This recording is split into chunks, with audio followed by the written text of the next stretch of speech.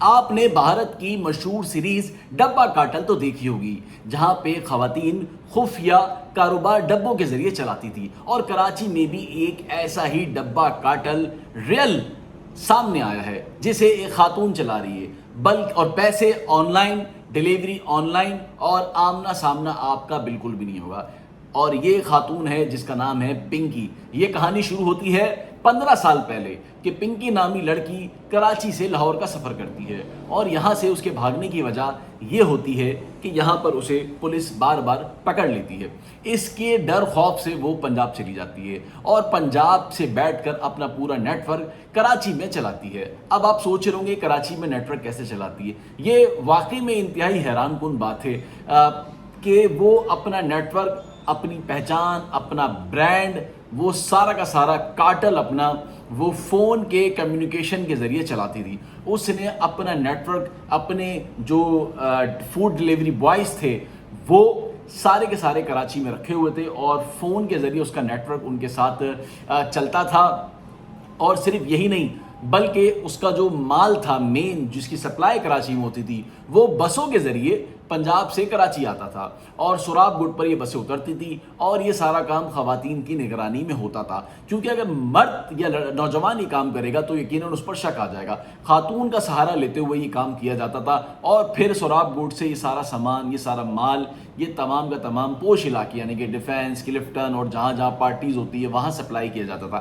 اچھا، سپلائی ایسے نہیں کیا جاتا تھا جیسا آپ سوچ رہے ہیں کہ کوئی کوئی ایسا شخص جو کہ مشکوک نظر، ایسا بالکل بھی نہیں تھا، بلکہ اس میں فوڈ ڈیلیوری بوائز کو استعمال کیا گیا۔ اب آپ سوچ رہے ہیں کہ فوڈ ڈیلیوری بوائز کا اس میں کیا کام؟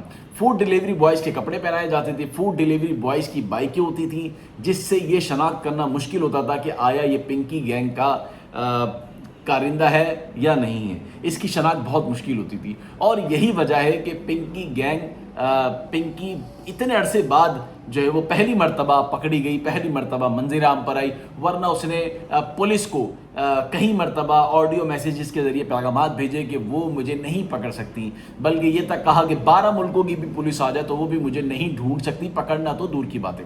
لیکن خیر، انٹیلیجنس بیورو نے اسے بالآخر، جو ہماری سول انٹیلیجنس ایجنسی ہے، بالآخر اس کی مدد سے یہ پکڑی گئی۔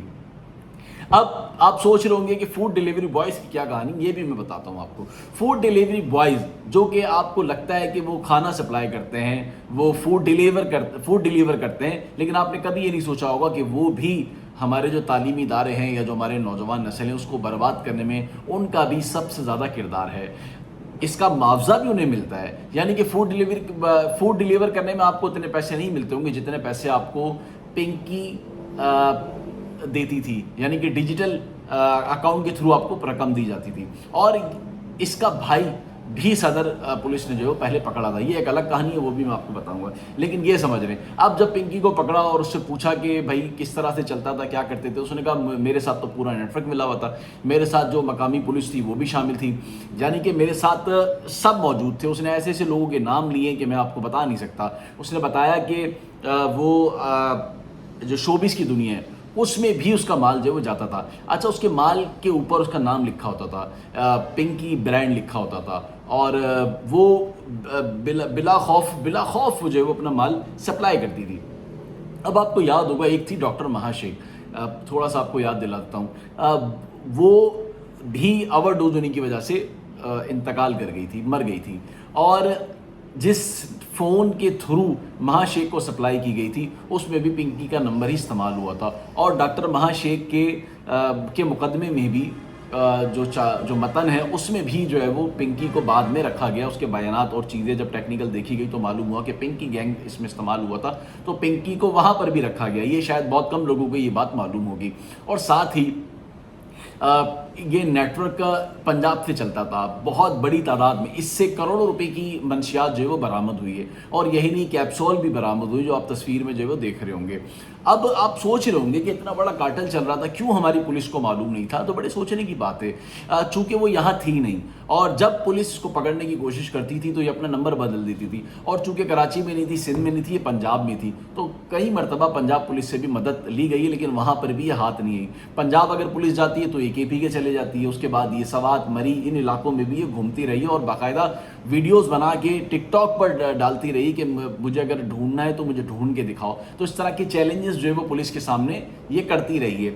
اب آپ کو اس میں ایک نئی بات بتاتا ہوں کہ آج جب یہ پکڑی گئی تو اس نے اپنی انٹروگیشن میں بتایا کہ بہت سارے ایسے بچے ہیں، نوجوان ہیں، ایسی بڑی بڑی یونیورسٹیز کا نام لیا کہ میں یہاں پہ ان کا نام بھی نہیں لینا چاہتا، چونکہ ظاہر ہے اس میں سارے تو نہیں کر رہے ہوں گے، لیکن جو کر رہے ہیں وہ جو سن رہے ہیں انہیں پتہ ہوگا کہ میں کس یونیورسٹی کی بات کر رہا ہوں. وہ یونیورسٹی بلوچ کالونی کے پاس بھی ہے، وہ یونیورسٹی جو ہے وہ صفورہ کے پاس بھی ہے، وہ یونیورسٹی روڈ کے اوپر بھی ہے، وہ یونیورسٹی ڈیفینس کی 5-6 بڑی یونیورسٹی تھے، ان کے بچے بھی جو ہے اس سے مال نہیں لیتے تھے، بلکہ مال لینے کے بعد اس کی سپلائی بھی جو ہے وہ آگے چلا رہے تھے. تو اب انٹروگیشن میں ان کے نام بھی سامنے آ گئے. اب پولیس انہیں بھی پکڑے گی. تو یقیناً ایسے لوگوں کا خاتمہ ہونا چاہیے، چونکہ یہ گینگ بہت زیادہ اپنی جڑیں پکڑ چکا تھا. اور آپ نے پتہ نہیں انڈیا کی مووی ڈبہ کارٹل سیریز نہیں دیکھی تو لازمی دیکھیں کہ کس طرح ڈبوں کے ذریعے. تو جب میں نے پوچھا کہ ڈبوں کے ذریعے آپ کیسے سپلائی کرتی تھی تو اس نے بتایا مجھے کہ کھانے کے اندر ہم یہ پیکنگ پلاسٹک کی ہوتی تھی تو اس کو ہم ڈال دیتے تھے. تو ہمارے فوڈ رائڈرس ہیں اس کے کپڑے اس طرح کے ہوتے تھے کہ لگتا نہیں تھا کہ جیسے وہ کوئی عام اس کی شناخت ایسی فوڈ پانڈا یا جو بھی اس طرح کی ڈیلیوری بوائز ہوتے ہیں تو اس سے ہمارے اس کا پتہ نہیں چلتا تھا. اور یہی وجہ ہے کہ آج تک یہ نہیں پتہ چل سکا کہ کون کون سے لوگ ہیں وہ نیچے اس کے جو کارندے تھے یا کس طرح سے سپلائی کرتے تھے. یہ خود بہت بڑی وکٹ تھی جو پکڑی گئی ہے اور بہت غرور تکبر تھا کہ میں نہیں پکڑی جاؤں گی. اور اس کا نام پنکی، ویسے اس کا نک نیم ہے، اس کا اصل نیم جو ہے وہ انمول ہے، اس کا نام پنکی نہیں ہے، پنکی اس کا نک نیم ہے. اور اس کی پرانی تصویر، اور اگر آپ اس کی نئی تصویر دیکھیں گے تو پرانی تصویر میں آپ اس کو پہچان بھی نہیں سکتے. اس کے اوپر درخشا میں بھی مقدمات ہیں، اس کے اوپر بے تحاشا مقدمات ہیں، بغدادی تھانے اولڈ سٹی ایریا کے بھی مقدمات ہیں، بہت سارے مقدمات ہیں اس کے اوپر. اور اب یہ پکڑی گئی ہے، یقیناً کمی ہوگی، لیکن پھر وہی کہ آج پنکی تو کل کوئی اور. تو اب فیصلہ ہم نے کرنا ہے کہ ہمیں اس طرح کے ایشوز کو اٹھانا ہے یا نہیں اٹھانا، یا پھر چپ کر کے بیٹھ جانا ہے.